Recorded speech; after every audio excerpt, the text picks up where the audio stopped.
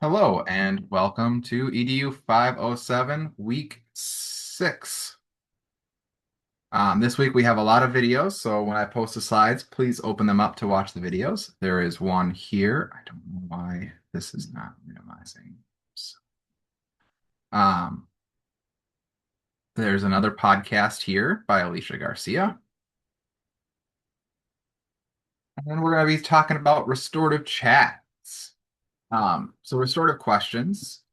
When we're challenging behavior, we ask what happened. What were you thinking at the time? What have you thought about since? Who has been affected by what you have done and in what way? And what do you think needs to happen to make things right? When we want to talk to those who have been affected by the challenging behavior, what did you think when you realized what had happened? What impact has this incident had on you and on others?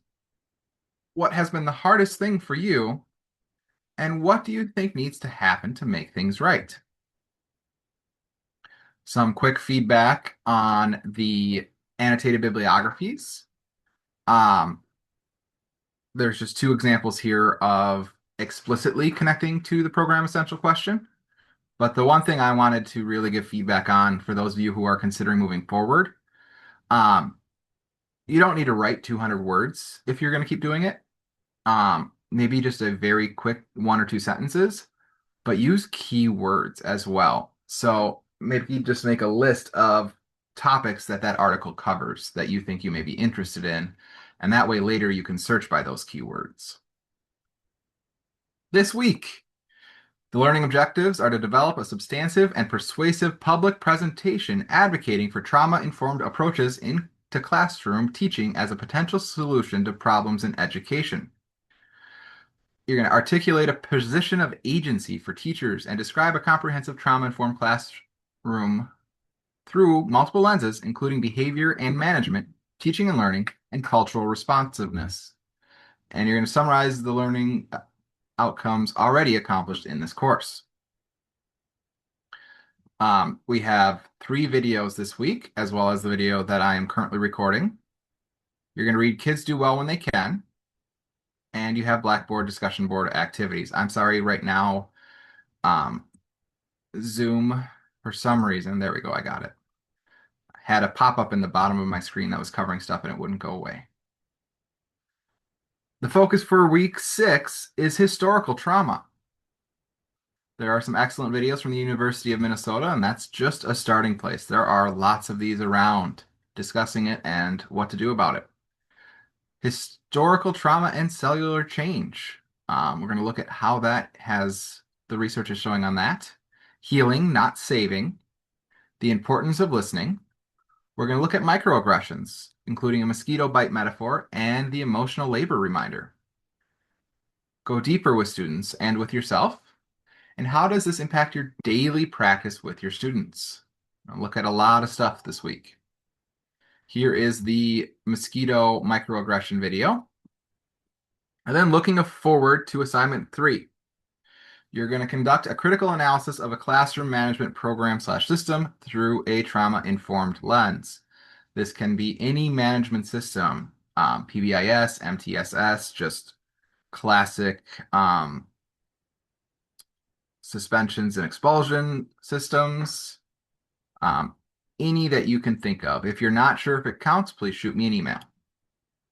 You're going to write this using third person and make sure you include at least one text citation from course reading. So these are the ones that I have assigned, and at least 2 others of scholarly sources.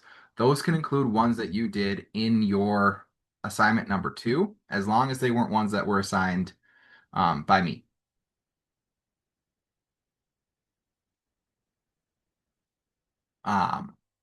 Your purpose is to synthesize everything. This is about, sorry, skipping ahead to assignment 4. That's going to be a presentation to the school board. And you're going to synthesize all that you have learned about building a trauma-informed classroom. And the situation is that a parent advocacy group has recently been attending school board meetings and loudly protesting the high suspension expulsion data in your district. The school board has directed the school administration to identify possible alternative approaches to suspensions and expulsions. Your principal knows that you embrace trauma-informed teaching practices and arranges for you to prepare a presentation to the school board describing a trauma-informed approach. So your goal is to provide a substantive and persuasive presentation to a school board advocating for trauma-informed approaches in the classroom. The basics is that this should be some form of slideshow, PowerPoint, Prezi, etc., of 15 to 18 slides. And the voiceover narration is not to exceed 10 minutes. You have only been given 10 minutes to speak. Make sure you include at least 5, that is a minimum, peer-reviewed sources to support your arguments, and include a reference slide as your last slide. You don't need to narrate that slide. Include APA citations throughout. A reminder about assignment 4 is that it will be due Monday of week 8 instead of Saturday, due to the quick grading turnaround and the end of the course on Wednesday of week 8. You're going to provide a background about the pervasiveness and impact of childhood trauma, discuss the role and importance of educator mindset, agency, and self-awareness in supporting trauma-impacted students, an analysis of current practices and why or how they do not align with trauma-informed practices, a description of effective trauma-informed classroom practices, address academic, social, cultural practices here, and suggestions for concrete steps the school board can take in supporting current and emerging trauma-informed educational spaces. So one thing I want to point out here is that this is a pretend school board in a pretend school. It's not based around your school. So you may already be doing things at your school. I want you to imagine a place that they're not doing much of that, and they have very high suspension and expulsion rates. What could they do? As you can tell, I made these slides last year as I am an Eagles fan. So we're going to get rid of that now. What I would like you to respond to is, what are your plans for the long weekend?